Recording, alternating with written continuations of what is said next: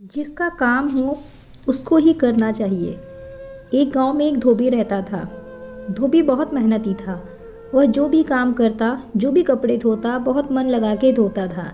इसलिए धोबी के पास बाकी धोबियों के मुकाबले कई ज़्यादा लोग कपड़े धोने के लिए देते थे। इस धोबी ने दो पशु पाल रखे थे। इस धोबी के पास एक गधा और एक कुत्ता था। कुत्ता इसलिए क्योंकि जब धोबी घर से बाहर हो तो उसके घर की रखवाली कर सके, और गधा इसलिए क्योंकि उसके घर से नदी तक और नदी से घर तक कपड़े धोने के लिए काम आ सके। एक बार रात को जब धोबी सो रहा था तो गांव का एक चोर धोबी के घर में घुस गया। इस समय पर कुत्ता गहरी नींद में सो रहा था। उसे चोर के आने की आहट नहीं सुनाई दी और उसने अपना काम जो अनजान लोगों पर भौंकने का था वह नहीं किया।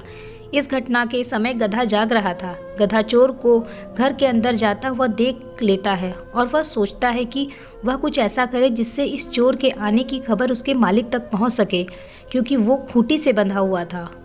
उसने सोचा कि कुत्ते की तरह ऊंची आवाज़ निकालेगा तो उसका मालिक जाग जाएगा और चोर को पकड़ लेगा। फिर क्या था, गधा जोर जोर से अपनी ढेंचू ढेंचू की आवाज़ में चीखने लगा। चोर यह आवाज़ सुनकर समझ गया कि अब जल्दी ही धोबी जाग जाएगा, इसलिए उसने वहाँ से जाना ही बेहतर समझा और वह वहाँ से चला गया। गधे की आवाज़ सुनकर जल्दी ही धोबी जाग गया। धोबी को गधे पर बड़ा गुस्सा आया। उसने सोचा, दिन भर इतनी मेहनत करता हूँ और रात को जब सोने का मौका मिलता है तब यह ढेंचू ढेंचू करके मुझे परेशान करता है। इसे सबक सिखाना पड़ेगा। धोबी घर के अंदर गया और एक लाठी लेकर आया और गधे की पिटाई कर दी। बेचारा गधा करने भलाई गया था, लेकिन बदले में खुद ही पिट गया। हाँ, उसके मालिक के घर में चोरी होने से जरूर टल गई। कहानी की सीख, गधे ने उस दिन एक बहुत बड़ा सबक सिखाया। जिसका जो काम हो उसको वही काम करना चाहिए।